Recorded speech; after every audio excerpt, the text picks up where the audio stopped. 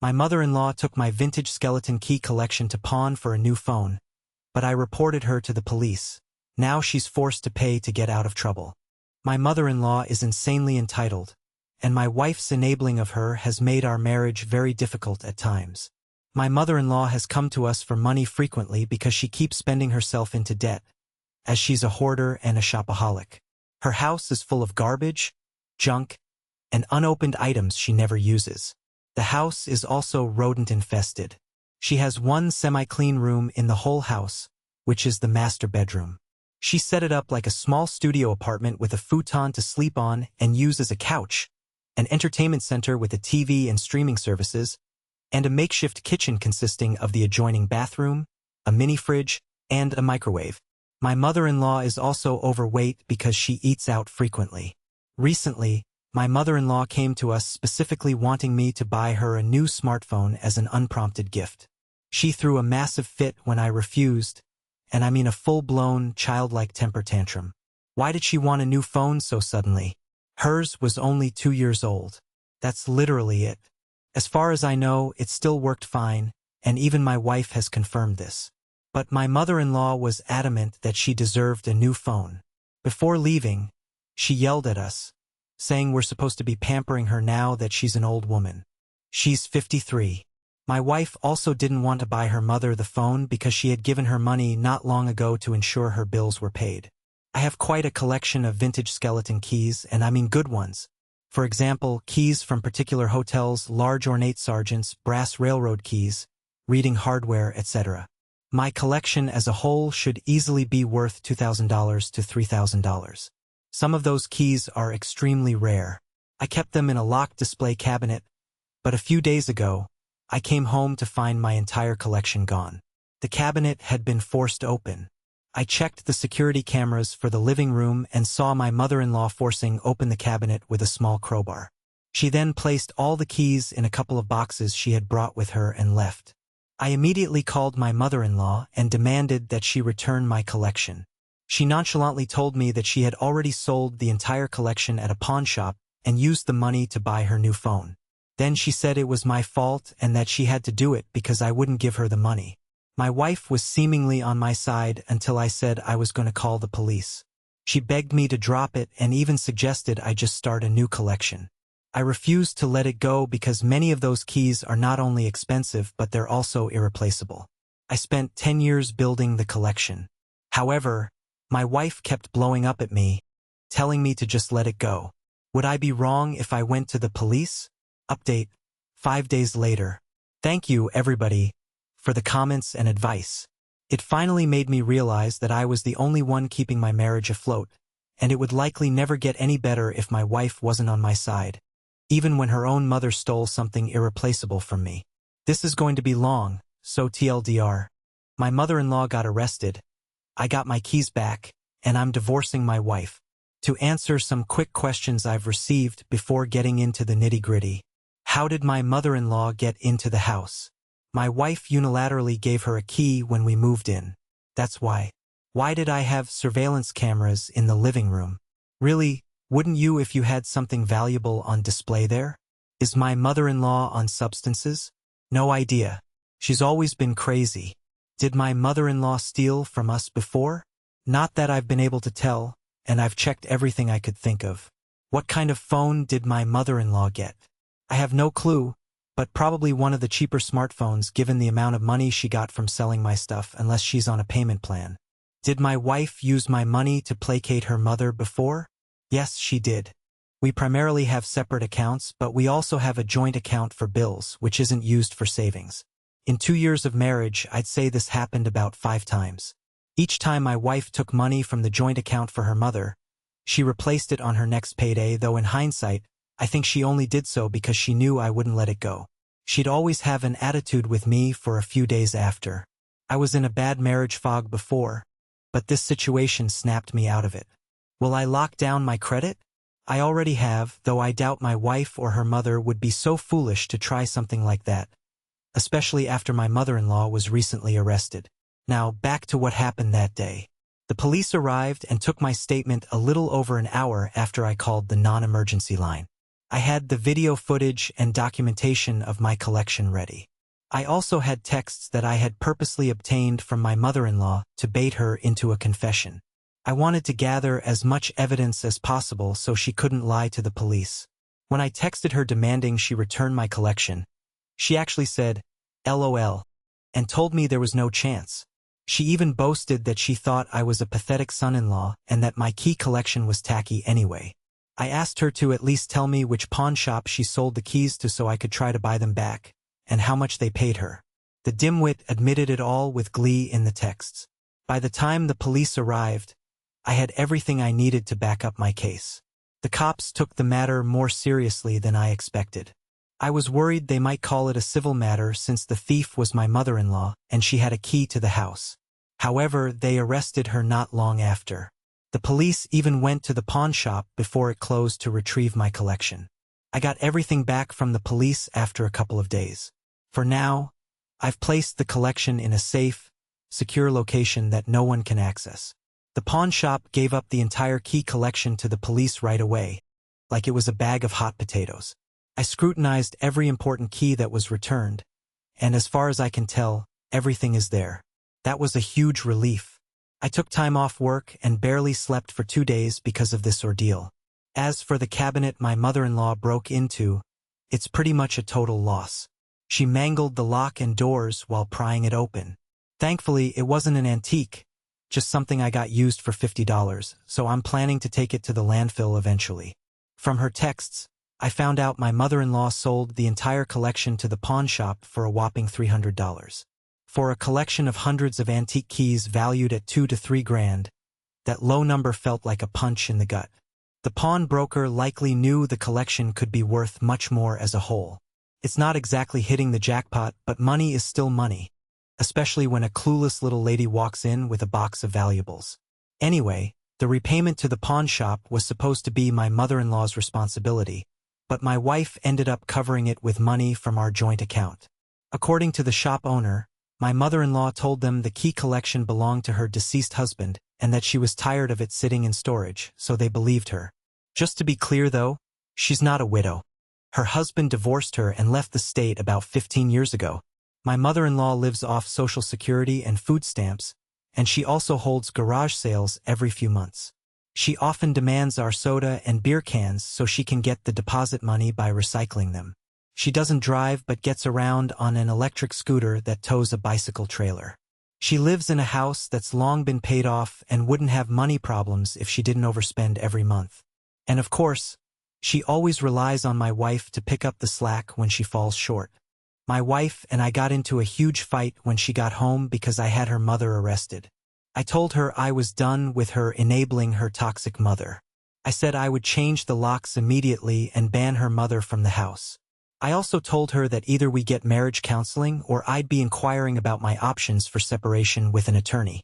I thought my wife would beg me not to go through with it, but instead, she called me horrible, packed a suitcase, and walked out to stay at a motel. I just sat on the couch and let her go. She kept looking back like she was waiting for me to ask her to stay, but I didn't.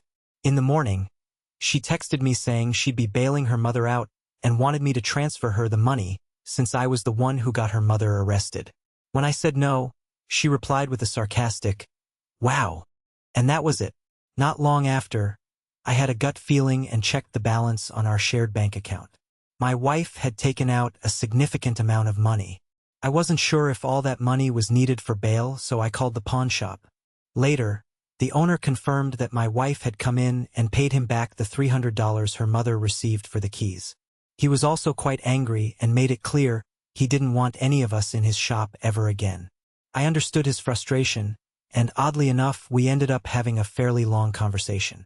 By the end, he understood that I wasn't part of the craziness. I tried to call and text my wife for hours, but she didn't respond. That evening, I managed to find her. I knew which motel she'd likely go to, and I was right. It was cheap and not far away. I found her car and figured out which room she was in. When she opened the door, she looked shocked to see me. I confronted her about the money she had taken from our shared account. She basically said that since I refused to pay her mother's bail after getting her arrested, she got the money from me another way. Then, with a smug attitude, she told me she wasn't paying that money back into the shared account this time, and said it was my karma for getting her mother arrested before shutting the door in my face. She even said through the door that she'd call the cops on me if I didn't leave. The smug look she gave me reminded me of nasty teenage girls when they get their way, and it really ticked me off. I already knew my marriage was pretty much over, but that night it really sank in. I had a long sit-down with some old video games and a cola to reflect on my future. Since the house is rented, I've decided not to renew my half of the lease and will soon start apartment hunting. The lease runs until the end of March, but I may leave sooner depending on how quickly I can find a new place. Thankfully, we don't have any kids, which is one thing I have in my favor right now. The next day, I changed the locks on the house, removed all of my money from the joint bank account, and stopped all automated payments to him from it. I made sure to take only the amount I had contributed, leaving more than enough in the account for me to break even and still maintain the minimum required balance. Now the cost of my mother-in-law's bail and paying back the pawn shop is entirely out of my wife's pocket. I don't think she's noticed yet, but it probably won't be long before she does. I've already been to a couple of divorce lawyers and decided to go with the second one since the first seemed more interested in a paycheck than helping me. I'll be serving the divorce papers soon. I loved my wife, but it's clear she didn't love me, and I can't stay with her anymore. She can have her thieving, hoarder mother all to herself. We both have comparable incomes, so I'm pushing for a clean split divorce. This woman didn't deserve me, and I fell for her act. She didn't want a husband. She wanted an insurance plan. I will also pursue any charges still possible against her mother. I'll update when more happens, but I want to be clear. I'm not changing my mind. My soon-to-be ex-wife can beg and love bomb all she wants, if she even bothers, but I've never been her priority. I'm not settling for being second place in my own marriage. It is over. Edit. Yes, I asked the landlord for permission to change the locks, and he was all for it once I explained what had happened. All I had to do was mail him a copy of the new key. He definitely doesn't want my mother-in-law to ever have access to the house again. Second update, 10 days later. Just because I find it humorous, I'll be referring to my wife as wifey a lot from now on. It didn't take me long to find and hire a divorce lawyer. She asked me a couple of times if I was sure I wanted to go through with the divorce, but after explaining my full story to her and showing some evidence, she agreed that I should start the process ASAP. So she got the ball rolling.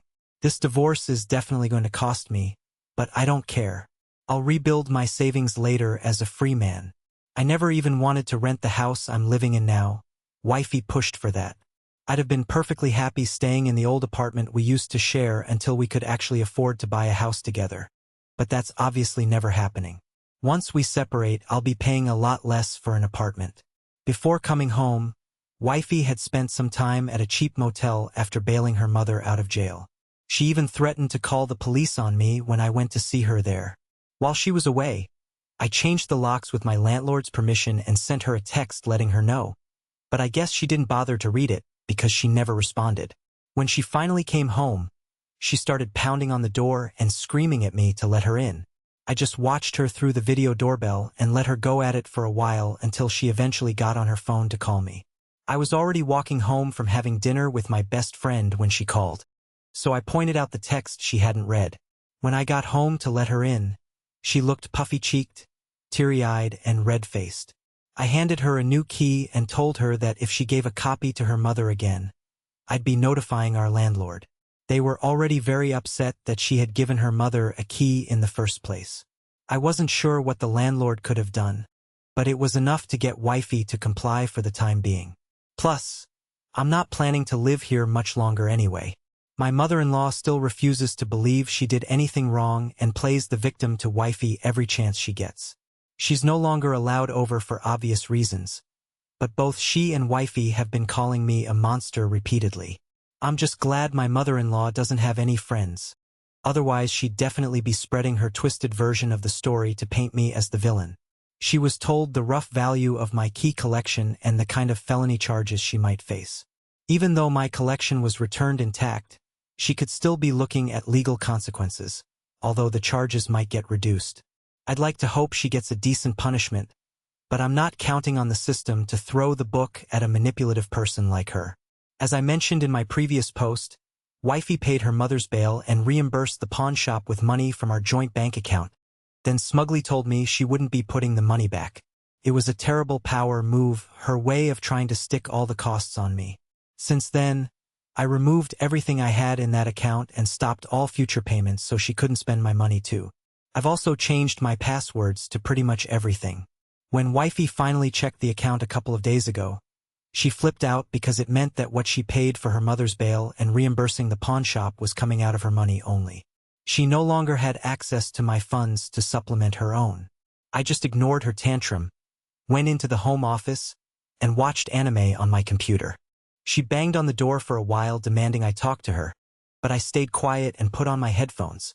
Wifey has repeatedly demanded that I drop all charges against her mother, even going as far as to say that if I really loved her, I'd not only stop everything but also cover the costs.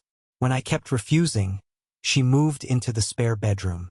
Initially, she tried to kick me out of the master bedroom, but I made it clear I wasn't giving it up when she was the one at fault. She even tried taking my things out, but I blocked her hand, pointing my finger like I was talking to a dog, firmly said, "No." She ended up crying, accusing me of demeaning her, but I didn't care. Then, out of pure spite, she admitted that until this mess started, she'd been planning to move her mother into the house full-time soon because of the state of her hoarder home. She even boasted that she was going to do it while I was at work. I told her that we were supposed to be equal partners before all this, and I was tired of her making decisions on her own. As long as I'm paying 50% of the lease, her mother will not be living here. I made it clear that if she tried to move her mother in, I'd throw all her stuff out immediately. Wifey looked like she was about to explode and stormed off to the kitchen to have a drink and a loud phone call with her mother. Meanwhile, I started removing her things from the master bedroom and put them in the other room for her. I've also installed a new lock on the master bedroom door. I had wifey served with divorce papers at her job, and she told me it really embarrassed her in front of her colleagues. When she got home, she flipped out again, apparently not taking my threats of divorce seriously until the papers were actually in her hands. She said I couldn't do this, but I told her I was done. She'd made it more than clear where she stands. I told her I learned an interesting phrase online. When people show you who they really are, believe them. And she's clearly shown me who she really is, and it's not the woman I fell in love with. That woman disappeared and was replaced by an entitled mommy's girl who refuses to act her age, especially after we got married. It's pretty obvious now that she did that intentionally. At this point, I don't think she ever loved me, just my wallet. I told her I can't stay married to someone who conned me into this. She started screaming that she wasn't a gold digger, so I asked if she would have stayed married to me if I had done all the same things to her. She tried to deny it at first, but then hesitated, looking around as if searching for a better answer. Finally, she resorted to her usual gaslighting to deflect, but I wasn't having any of it this time. I told her right then and there that I'm not renewing the lease on the house because I don't want to live with a petulant woman-child I can't trust. I even said that if she wants to keep the house, she's welcome to start a new lease and move her mother in once I'm gone. That's when the real waterworks started. She claimed I was destroying our family, and I fired back with, "What family?" I pointed out that we don't have kids, and her mother is more important to her than I am. We have no family. After that, I just walked away. She cried loudly in the living room for hours, but I ignored her. Now she's giving me the hardcore silent treatment and refuses to look me in the eye. Honestly, I'm actually enjoying it, which seems to make her even angrier. As an added bonus, I warned my landlord about wifey's plans to move her mother in. I gave him all the details about my mother-in-law, the state of her hoarder house, and how wifey is a deceptive mommy's girl. I made it clear that if he allowed my mother-in-law to live in any of his properties, she would turn it into a disaster. The landlord thanked me for the heads up and told me he won't let wifey renew the lease on her own if she tries. He plans to advertise the property soon. Wifey has no idea yet, and she likely would have only just barely been able to afford the place with her mother's help anyway. Yesterday, someone advised me to remove my name from the joint bank account to avoid being responsible for any overdraft. I took their advice and went to the bank to get it done. I also made sure to print all statements from the account and hand them over to my lawyer so I can wash my hands of it completely. Edit. I'm not sure if it's the same everywhere, but the bank had no problem removing my name as a co-signer when I pushed for it. The account had no debts and well above the minimum balance. The bank probably informed wifey, but whether or not she knows, it doesn't matter since she's still not talking to me. Third update, 2 weeks later. The fact that so many people here predicted this so accurately is kind of frightening, but it just proves what a stereotype wifey really is. After about a week of the silent treatment, wifey couldn't keep it up anymore and started love-bombing me. She even tried to make dinner and get me drunk. While she was cooking, I told her I wasn't going to touch anything she made. For one, she's a terrible cook, and secondly, I don't trust her not to put something in the food. She made overcooked hamburgers, and I didn't touch them or the drinks she provided.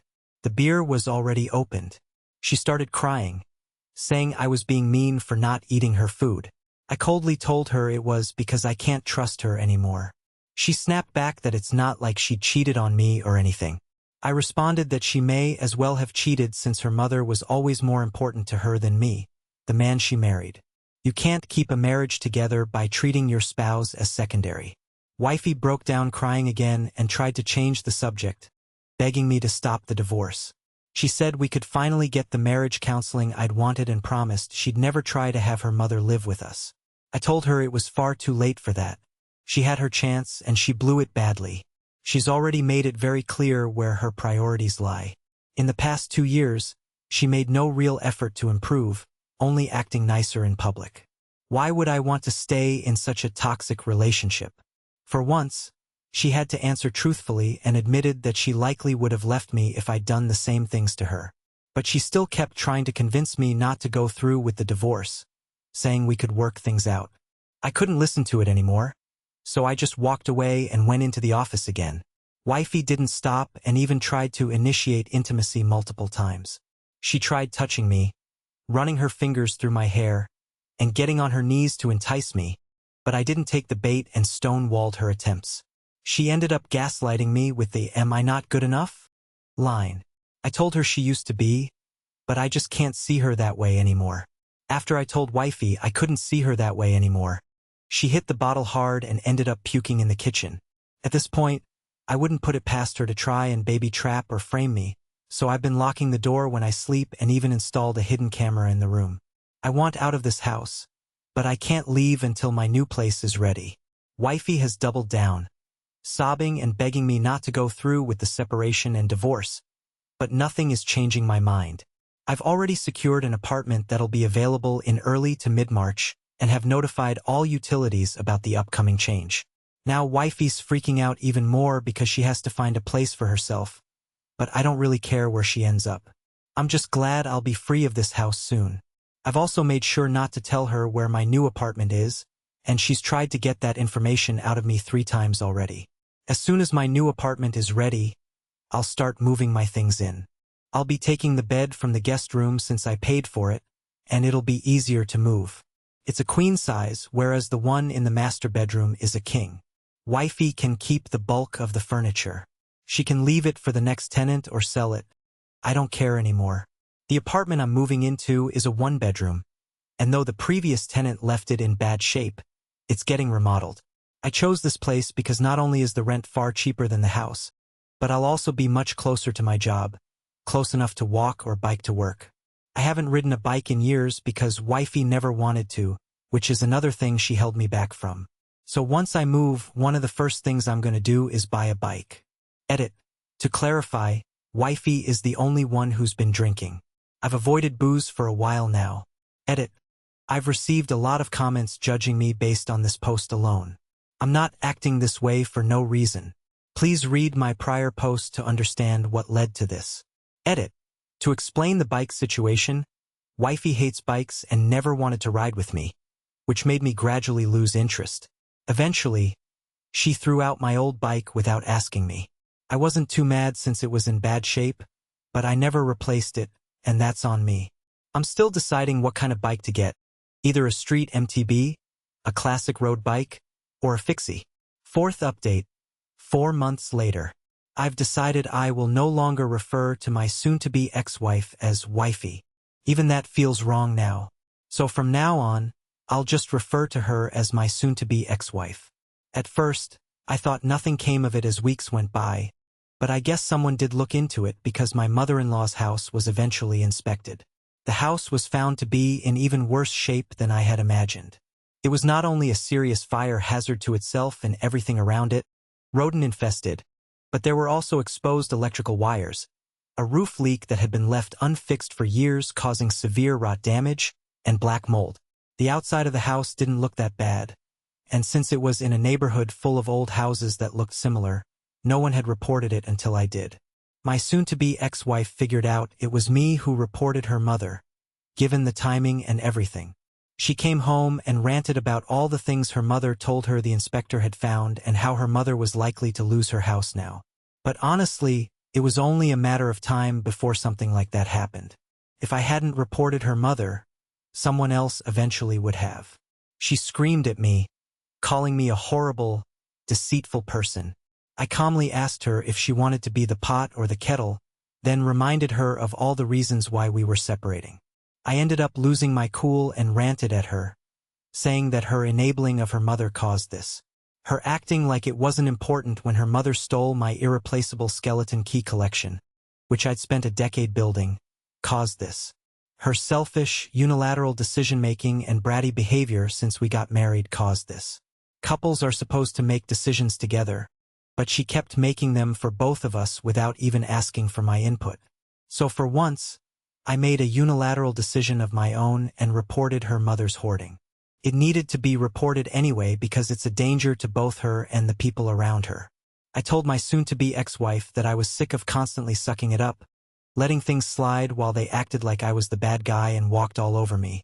I made it clear her mother would get nothing more from me, and maybe, just maybe, she wouldn't be as crazy once she's no longer living in a house filled with the fumes of rotten garbage, rodent excrement, and black mold. My soon-to-be ex-wife just walked away, sniffling and cursing me. Yeah, I know I went too far. I've been reduced to being just as petty as her. I made the call out of anger, but after I did it, I had no choice but to stand by my decision. My mother-in-law ended up demanding that my soon-to-be ex-wife cover the cost of cleaning and restoring the house, but she couldn't afford it. From what I've heard, my mother-in-law went off on her, telling her to find the money any way she could. She even demanded that I pay for it since I was the one who reported the house, saying my soon-to-be ex-wife should sue me. However, my soon-to-be ex-wife told her it wouldn't work. The house was in such poor shape, rotten garbage, exposed wires, roof leaks, rot and black mold, that no one should be living in it to begin with. When my soon-to-be ex-wife tried to tell her mother that she couldn't afford to pay for the house to be cleaned and renovated, her mother attacked her like a wild animal. She hit and scratched her multiple times, even trying to pull her hair out. And then it happened. My mother-in-law had a heart attack right on the spot. Going into a rage on her daughter must have triggered it. My soon-to-be ex-wife called 911 while frantically searching for aspirin in the house. But by the time help arrived, her mother had already passed away. My soon-to-be ex-wife came home with a police officer in tow, absolutely furious and screaming at me about what had just happened to her mother. She blamed me for everything. Amidst her ranting, I found out for the first time that her mother had a weak heart, which was the real reason she was on disability. The officer had to separate my soon-to-be ex-wife from me as she collapsed onto the couch sobbing. I hated my mother-in-law with a passion, but I never intended for anything like this to happen. I still feel a great deal of guilt over it. From what the police officer and my soon-to-be ex-wife said, I managed to piece together the full story and later typed it out, but I couldn't bring myself to post it at the time. I was too consumed by guilt and needed to take a serious break from a popular online community. That evening, after finding out my mother-in-law had passed away, my soon-to-be ex-wife eventually calmed down enough to explain things more clearly to the officer. However, she kept shifting between blaming herself and blaming me. From across the room, I asked her why I was never told about her mother's heart condition. She yelled back that it was none of my damn business, but it explained a lot. The times her mother would dramatically put her hand on her chest and cry whenever she didn't get her way now made sense. My soon-to-be ex-wife ended up having a breakdown in the bathroom she'd been using since we started sleeping separately. She asked the police officer for a moment alone, then went completely crazy after shutting the door. A few minutes later, she came out looking angry but calm and told me I was cleaning up the mess she made in there. Then she packed her bags again and left for the motel, saying she wouldn't be coming back unless it was to get her things. I was so consumed with guilt that I could barely function for days. I had to take leave from work because of stress migraines and spent 3 days on the couch relying on meds to get by. But after that, I managed to pull myself together. My friends keep telling me it wasn't my fault. I didn't know about her mother's condition, and my mother-in-law was clearly unstable regardless. What's done is done, and I have to live with it. Unfortunately, there's more that happened, and I'll share that in another post. Edit. I came back to find over 200 comments in my inbox, and I want to thank everyone for the support. It's too much for me to reply to each individually, so I'll respond from here. Did I move into that apartment in March? Yes, I did. A few people were against me in the comments, and I don't blame them. Yes, my mother-in-law's heart condition was unknown to me, and I set things in motion by calling the code enforcement officer. I understand that hoarding is a serious mental disorder, and I do feel guilty for what happened. I'm not made of stone, but at the same time, my mother-in-law was a narcissist who thrived on walking all over me and her own daughter. I get that losing one's home is terrifying, but if you don't take care of it and let it become a moldy, rodent-infested den, then you've let your home down. She was only living in one room because the rest of the house was too far gone. About a week ago, I drove by the property and saw that her house had been torn down. There's nothing but an empty lot now, which makes me think it was deemed an unsalvageable biohazard. Fifth update, 3 days later. Just wanted to clarify that everything I'm sharing happened months ago. I took a break from a popular online community for mental health reasons, so if some things seem like they're happening quickly, it's because I'm recounting events that already occurred. I'm just posting the stories now to get them out. To those who kept telling me not to divorce, claiming that my wife loved me, you couldn't have been more wrong. I honestly couldn't tell if some of you were trolls or just naive fools. Some even brought religion into it. Let me be clear. I don't care about anyone's religious views on divorce. They're not me. They're not living my life. It's like the example of a rich man saying he knows how hard it is to pay for gas when he drives $1 million car. He can't understand the struggle of paying for gas when he has the wealth to buy such an expensive car. In the same way, people can't claim to know whether my soon-to-be ex-wife loved me just because they didn't live with her, didn't deal with her mother, and didn't suffer at their hands.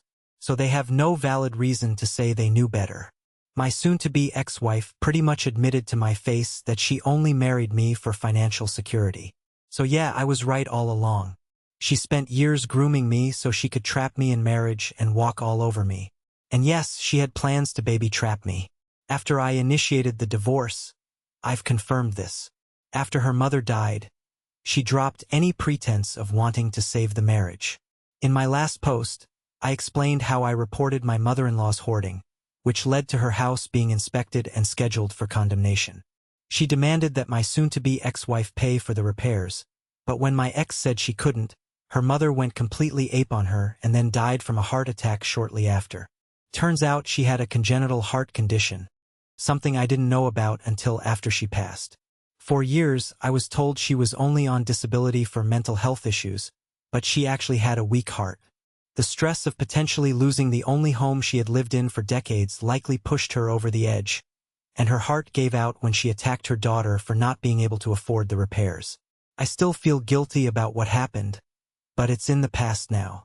My mother-in-law's house was torn down at some point, though I'm not sure when. About a week before making my previous post, I drove by and there was nothing left but an empty lot. It was likely declared a biohazard. I'm not sure if my soon-to-be ex-wife owns the property now or if it was sold, but I can't imagine she inherited anything good from her mother's hoard or den. That house was in such bad shape. I even saw a rat scurrying across the top of the hoard once. Many commenters were spot on about my soon-to-be ex-wife's love-bombing behavior being an attempt to baby trap me. A few days after she left for the motel following her mother's death, I went into the bathroom she tore up during her meltdown to clean it. She left it in quite a state. While cleaning, I found a bottle of pills in the wastebasket labeled fertility support. When I removed the cap, the paper seal had already been torn out. After searching online, I found out it was a common over-the-counter female fertility vitamin that anyone could buy online or in stores, not a prescription. When my soon-to-be ex-wife came to get more of her things, I confronted her about it. She admitted that she had hoped to get pregnant so I wouldn't divorce her, but that was before her mother died. After that, she said she'd never want to touch me again. She scoffed when I told her I'd already been feeling that way toward her for a while. I never did find out if she put anything in the food or the open beer she tried to serve me, but after searching the house thoroughly, I came up with nothing suspicious, so she may have just wanted to get me drunk. I can't express how relieved I am that I didn't end up having a child with this woman. I wasn't allowed to attend my mother-in-law's funeral, not that I wanted to go, but my soon-to-be ex-wife specifically told me she didn't want me there. I understood and told her so. However, later on, she posted online that she was furious because barely anyone from her family showed up, not even her father. She then lied, claiming that I was invited but refused to attend, which was completely false. Thankfully, I had screenshots of our texts proving that I was explicitly uninvited. After my soon-to-be ex-wife left the house following her mother's death, she stayed at the motel for an extended period, moving her stuff out bit by bit, either to storage or a friend's place. I didn't help, so I'm not sure. Friends later told me she eventually found a studio apartment but hated the small space after living in a house. She was even seen looking miserable at the local laundromat. Our former landlord agreed to keep the extra furniture that neither of us could take since the new renters were happy to use it. Contrary to what many of you thought, my soon-to-be ex-wife didn't sabotage the house in any way other than her bathroom tantrum. However, she flat-out refused to help pay for a cleaning service, clearly doing it despite me. Rather than wasting time arguing with her, I hired a cleaning crew myself. They and I left the house spotless, and I got my half of the security deposit back without any issues. I ended up buying a used Huffy bike and started riding again. I don't have the same passion for it that I used to, but I do enjoy my short cruises around town. After her mother's funeral, my soon-to-be ex-wife went into full hate mode. She started bad-mouthing me on social media, spreading lies about me because she blamed me for what happened to her mother. She accused me of being physically, emotionally, and financially abusive, which was completely untrue. If anything, she was the one who treated me that way. She also downplayed the value of my skeleton key collection, continuing to claim it was worthless. Thankfully, word had already spread through my friends and some former mutual friends about what really happened. They commented on her posts, setting the record straight to the point that she eventually took the post down. Still, I got messages from angry flying monkeys who bought into her lies. The most common accusation was that I ended a sick old woman's life over a key collection. I responded to them by explaining my side of the story and showing evidence, including texts proving I wasn't invited to the funeral. I made it clear I was sorry my mother-in-law died, but I couldn't have predicted she'd have a heart attack. Plus, her house was in such bad shape it was unlivable. A few people apologized after hearing the truth. Most just stopped talking, and some continued to call me a liar, so I had no choice but to block them. I ended up contacting my soon-to-be ex-wife to let her know that I'd file a defamation lawsuit on top of the divorce if she didn't stop posting lies about me. Given the potential impact on her career, it likely wouldn't have gone well for her. I had already screenshotted everything I needed from her profile before she deleted the posts. She tried to accuse me of blackmail, but she eventually stopped. She later tried to play it off as just being angry in the moment, but the damage was done. Her lying had been called out, and she lost all credibility. She ended up shutting down her social media entirely and called me afterward to blame me for it. During the call, she mocked me, saying she was glad I was divorcing her. She also insulted me, saying I never satisfied her in bed because I was too vanilla, and said she wished she could have gone back to her ex-boyfriend. That last part actually stung a bit. To clarify, my soon-to-be ex-wife never cheated on me. A lot of people, including my friends, assume she had, but no, she just spent a lot of time with her mother. I've also spoken with the guy who dated her before me. Some of her former friends were still in touch with him and gave me his number. He told me he dumped her because she and her mother treated him the same way they treated me after I married her. That means the 3 years they played nice was part of a calculated move. I also found out from him that the guy who dated her before him, her high school sweetheart, dumped her for the exact same reasons. It's a pattern that's been going on for years. There's still more to this, and I'll post again soon. For now, I'll just say that the divorce is underway, and it's not going in my soon-to-be ex-wife's favor.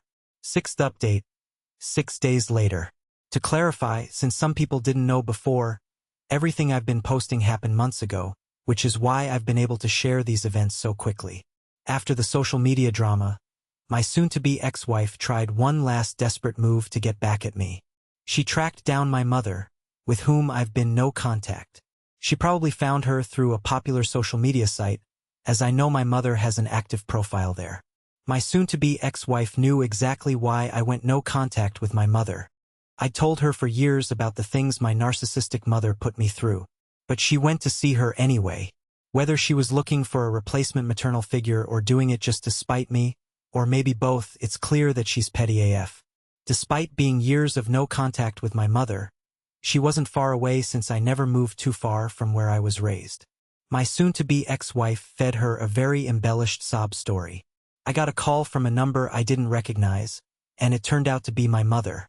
The first words out of her mouth were, "How could you?" She wouldn't even let me speak, cutting me off with, "I don't want to hear your excuses," and then went on a rant fueled by the lies my soon-to-be ex-wife had told her. I didn't even bother to listen to the whole thing. I just hung up about halfway through the rant and blocked the number. At that moment, I remember thinking, just great. The two people I hate most in this world are now banding together. My soon-to-be ex-wife figured out where I live, though I have no idea how. What mattered more was that she showed up with my mother. Seeing my mother again was like a bad flashback. She was just as judgmental and narcissistic as ever, but now with bleach blonde hair, still dressing like she was in denial about her age. The moment she started yelling at me, I snapped. I completely lost it on both her and my soon-to-be ex-wife. I ranted about all the things my soon-to-be ex-wife and her mother had put me through and how I wasn't surprised that my own crazy mother would side with a toxic liar like her without even questioning my side of the story. I ended up venting about a lot of the things that had happened, and for the first time in my life I saw genuine fear in my mother's eyes. She didn't even try to counter me. I don't know how long I was ranting at them. It was like word vomit, yell-splaining everything I had bottled up to the point where I almost mentally checked out while my mouth did the work. I told my mother everything about what my soon-to-be ex-wife and her mother had done to me. I vented about the theft of my collection, about my mother-in-law's hoarding and the condition of her house, about how they trapped me in a fake marriage, and how my soon-to-be ex-wife admitted to trying to baby-trap me. I then pointed out how she brought my mother over to try and stick it to me. I looked at my soon-to-be ex-wife and said that if her grand plan was thinking my mother had any power over me, she was even dumber than I thought. And yes, I went on about how she thought my skeleton key collection was worthless and explained exactly why it wasn't. It was one long, cathartic rant, and by the end, I could see both of them were taken aback. The police eventually showed up because a neighbor called them. Luckily, I had a security camera set up inside my apartment watching the door, and it captured enough to prove that I never laid a finger on either of them. When the cops arrived, they initially thought I was the bad guy. Seeing a grown man yelling at two cowering women didn't exactly look good. But they took the time to listen to my side, and I showed them the camera footage, which helped. My mother looked downright scared of the cops and didn't even want to talk to them. As for my soon-to-be ex-wife, she knew exactly what I would do if she lied to the police, so she kept it honest. They both admitted they'd only come over to give me a talking to. Sure, right, like that was all they had in mind. Who knows what those two would have tried if the police and my temper hadn't intervened. No one was arrested, but I made it clear to the police that I didn't want my mother or my soon-to-be ex-wife coming back. After they left, I went to the police station to file a report to create a paper trail just in case of future stalking. One of the officers tried to make it seem like I was overreacting, saying it was unnecessary since they had only shown up at my door. He also seemed a bit offended that I was filing a report against my own mother and soon-to-be ex-wife. I calmly told him he didn't know these people, They're relentless narcissists. The next day, I texted my mother from the number she had called me from and explained everything in detail, even sending her screenshots as proof. I made sure to communicate via text for two reasons. One, so I wouldn't have to actually hear her voice, and two, because I could screenshot the conversation and provide it to my lawyer for my divorce case against my soon-to-be ex-wife. My mother claimed that my soon-to-be ex-wife had told her a completely different story, accusing me of being abusive in various ways. I told my mother that she was free to have a relationship with my soon-to-be ex-wife, but I wanted nothing to do with either of them. I made it clear that if either one of them showed up at my apartment or any future place I might live, I'd call the police. My mother didn't respond for several days. I also messaged other relatives about what had happened and asked them to spread the word just in case my soon-to-be ex-wife tried playing the victim with them too. Thankfully, it seems like she was smart enough not to bother, as none of my relatives heard a word from her. My soon-to-be ex-wife ended up having a huge fight with my mother, and my mother kicked her out. My mother finally texted me after that, saying she didn't want to risk staying on my ex's side when it meant getting dragged into the crossfire. She even gave me a short, somewhat apology. I accepted it, figuring it was good enough since getting my mother to apologize for anything is like pulling teeth. I told her I still didn't want a relationship with her, especially because I know she still defends the way she raised me. She responded that she understood and then, in typical fashion, told me to have a nice life in a somewhat passive-aggressive way. After that, I reblocked her number. My soon-to-be ex-wife still hasn't retained a lawyer for our divorce, either then or now. I'm pretty sure she realizes she can't win given all the evidence I have against her. Every dumb thing she did just gave my lawyer more ammunition to work with. She hasn't been fighting back much at all. And honestly, there's nothing to fight over. Our only joint assets were the shared bank account and the rented house. I've already taken my name off the account, and we both moved out of the house. I've locked down my credit, have cameras installed, and I'm not taking any BS from her. I think she might be scared of me at this point. Not long before I started posting again, she moved out of state. Apparently, she got a job transfer and notified my lawyer where she was going. She'll still need to come back whenever she has to appear in court, but unless something else crazy happens, I probably won't need to update again until after the divorce is finalized. 7th update. 3 months later. It's been a while since I posted, but here's the final update. I'm officially single now, as my divorce was finalized a couple of weeks ago. My ex-wife did try to drag things out a bit, and she even brought in a last-minute flying monkey to annoy me, but that failed miserably. Honestly, it seems like my ex is pretty broken now. Aside from the fact that her mother was a financial and emotional drain while she was alive, my ex was also heavily dependent on needing her mother's love and validation, especially after her father walked out on them both. Of course, giving that kind of filial piety to a narcissist is exactly what they want, and it led my ex to make some terrible choices. After her mother died, she tried to put me through hell again, but it kept rebounding on her. To sum up everything about the last flying monkey in one paragraph, she contacted me in mid-August, waking me up at 7 a.m. on a Sunday morning. I answered the phone by reflex, and this woman was quite the diva. She went off on me in a way similar to how my mother did when my ex went crying to her, basically trying to start an argument. She started accusing me of things and followed up by saying, "I need Jesus." I was too tired to care, so I just hung up and blocked the number, though it still ruined my Sunday. The flying monkey then tried to come at me on social media, which was her big mistake. Her account had her name and face on it, so I screenshotted everything. I told her I'd file a harassment case if she didn't leave me alone. She promptly shut up and blocked me. After that, I texted my ex and told her I don't care who her new friends are, but if she keeps defaming me and spreading lies, I'll sue her. I had all the evidence I needed. Surprisingly, she admitted fault, promised it wouldn't happen again, and that was the end of it. A few months ago, a commenter gave me quite a scare, suggesting that the timing of the police showing up when my mother and ex were at my door was a little too convenient. They hinted that my ex or mother might have called the cops in advance to ensure they arrived just as I was going off on them. Thankfully, I had security camera footage proving my innocence and that they provoked me. Just in case, I had my lawyer look into it, and it turns out there was no foul play involved. It really was just a neighbor who called the police, though I still don't know which one. If my ex or mother had called the police, we could have used it as ammunition for a false police report. But in the end, it didn't matter. My lawyer and I had a solid pile of evidence to use in divorce court, and even the last-minute flying monkey got added to the list. I'm still going to therapy, and I've been told that despite my messed-up past with my mother, ex-wife, and mother-in-law, I've handled things pretty well given the circumstances. However, I'm dealing with lingering trust issues when it comes to meeting new women, which will take time to improve. I'm fine around female friends and women I've known for a while, but with any new woman I talk to or even feel attracted to, I instinctively avoid getting close.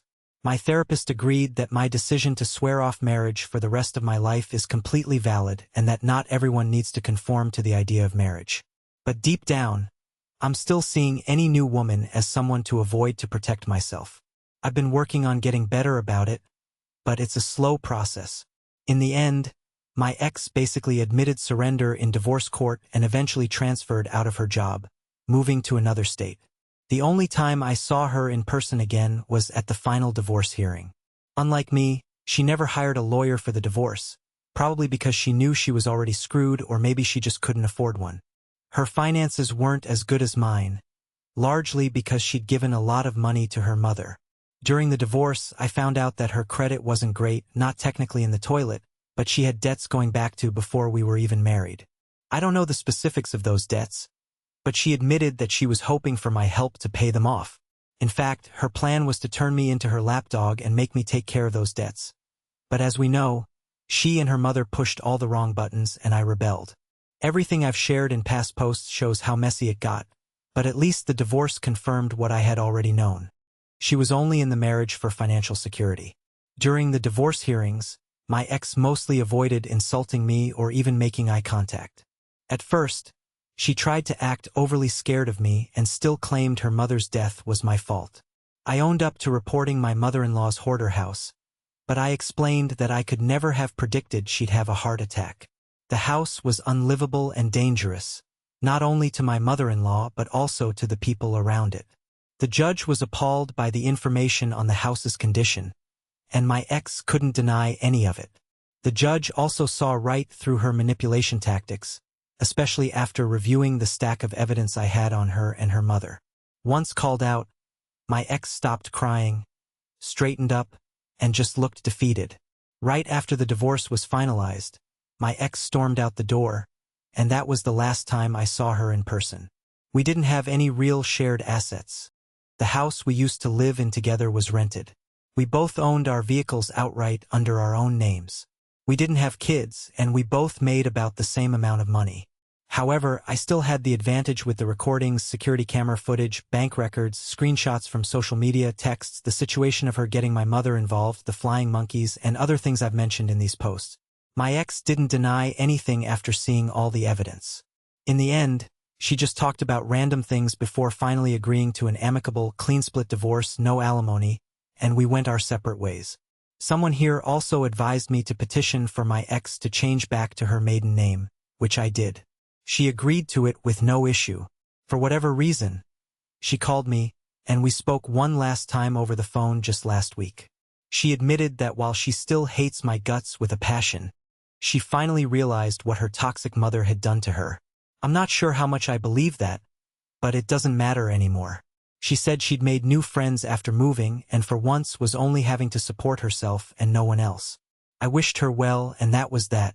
We didn't end on a bad note, just a very neutral one. I'm a free man now, and I hope that any future partner I may have won't be like my ex.